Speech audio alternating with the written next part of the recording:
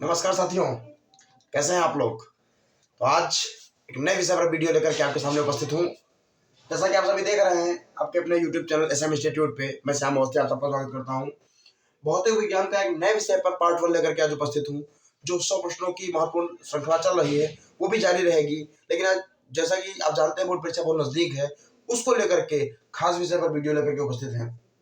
दोस्तों, भौतिक विज्ञान में पार्ट वाइज आपको नियम बताए जाएंगे, कुछ ऐसे सिद्धांत जो प्रतिवर्ष परीक्षा में पूछे ही जाते हैं। तो आइए शुरू करते हैं बिना टाइम गंवाए। तो आइए, पहला नियम कूलाम का नियम। ट्रिक से याद करेंगे दोस्तों, ट्रिक से याद करेंगे, समझेंगे भी और ट्रिक से याद करेंगे, एक शॉर्ट ट्रिक से याद करेंगे। तो जैसा कि आप कूलाम के नियम में जानते हैं, कूलाम ने बताया था कि अगर कोई दो आवेश परस्पर कुछ दूरी पर रखे हों तो उनके बीच लगने वाला बल आवेशों के गुणनफल के समानुपाती और उनके बीच की दूरी के वर्ग के व्युत्क्रमानुपाती होता है। यही नियम है। तो मैं नियम नहीं लिखूंगा, मेरी बातों को याद रखिए आप कि आवेशों का गुणनफल के समानुपाती बल और उनके बीच की दूरी के वर्ग के व्युत्क्रमानुपाती होता है। अगर इन दोनों को हम मिला दें तो इस तरह से लिख सकते हैं दोस्तों, और इसको हम इस तरह से भी लिख सकते हैं। समानुपाती नियतांक के रूप में यहाँ पर हम ले सकते हैं k और Q1 Q2 upon R square, या इसी को लिख सकते हैं F बराबर 1/4 pi epsilon not Q1 Q2 upon R square में दोस्तों लिख सकते हैं। और यहाँ पे आप जानते हैं इसका मान 9 × 10⁻9 होता है। एप्सिलॉन नॉट को निर्वात की विद्युतशीलता कहते हैं। इसका मान होता है 8.85 × 10⁻12। और इससे रिलेटेड मैं बता चुका हूँ पहले भी, और यहाँ पर हो गया। तो अब देखिए, अगर इस सूत्र को ही हमको याद करना हो, कूलाम का नियम याद करना आसान है अगर ये हमको सूत्र याद है। तो ये नियतांक हो गया, समानुपाती लगा दीजिए यहाँ पे। तो लगने वाला बल आवेशों के गुणनफल के समानुपाती और आवेशों के बीच की दूरी के वर्ग के व्युत्क्रमानुपाती होता है। तो इस सूत्र की सहायता से हम कूलाम का नियम याद रख सकते हैं मेरे दोस्तों। ठीक है, आइए अगले प्रश्न को चलते हैं बहुत तेजी से। आपको जहां कहीं भी समझ में नहीं आएगा आप कमेंट करेंगे यूट्यूब पर, और हमारे पर्सनल व्हाट्सएप नंबर मैं कई बार शेयर कर चुका हूँ, आज फिर बताऊंगा आपको। अगला नियम हमारा गॉस की प्रमेय, काफी महत्वपूर्ण है। आप देखेंगे परीक्षाओं में करीबन 6-7 बार ये पूछा गया क्वेश्चन।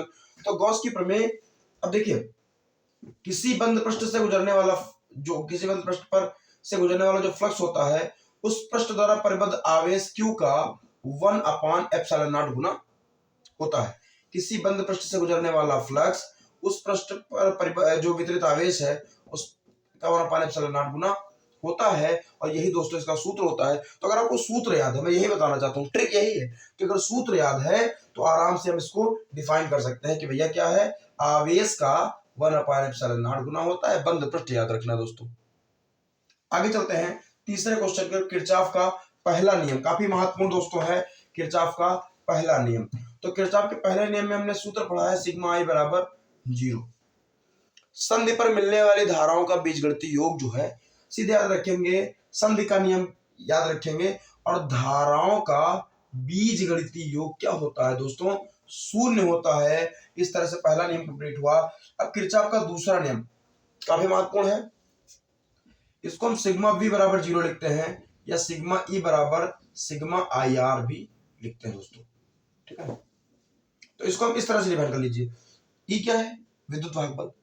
तो किसी बंद पास के लिए विद्युत वाहक बलों का जो बीजगणितीय योग है, उस परिपथ में प्रवाहित धारा और संगत प्रतिरोधों के गुणनफल के बीजगणितीय योगों के बराबर होता है।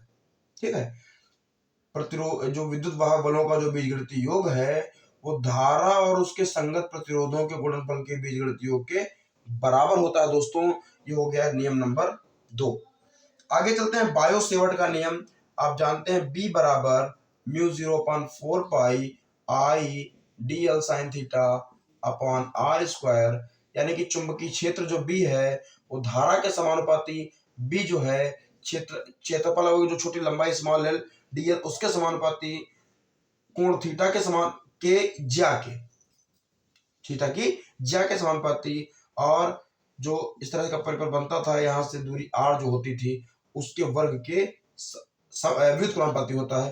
तो ये आसानी से आप लिख सकते हैं। तो काफी महत्वपूर्ण ये सेशन था आपका। आप देखेंगे जहां कहीं भी आपको समझ में नहीं आएगा, अब ये नियमों की भी एक नई श्रृंखला तैयार होगी और करीबन 2 से 3 पार्टों में आपको भौतिक विज्ञान के सारे नियम बोर्ड परीक्षा के पहले दे दिए जाएंगे। बोर्ड परीक्षा काफी नजदीक है, आप लोग निरंतर वॉच करते रहिए, जुड़े रहिए और भौतिक विज्ञान का सारा सिलेबस बोर्ड परीक्षा के पहले मैं रिवीजन करा दूंगा इसी आपके चैनल SM इंस्टीट्यूट पे। आने वाले समय में अलग अलग विषयों पर LCR, परिपथ, ट्रांसफार्मर और भी बड़ी वीडियो लेकर आने वाला हूं, तो वॉच करते रहे हमारा चैनल। बहुत बहुत धन्यवाद। जय हिंद दोस्तों।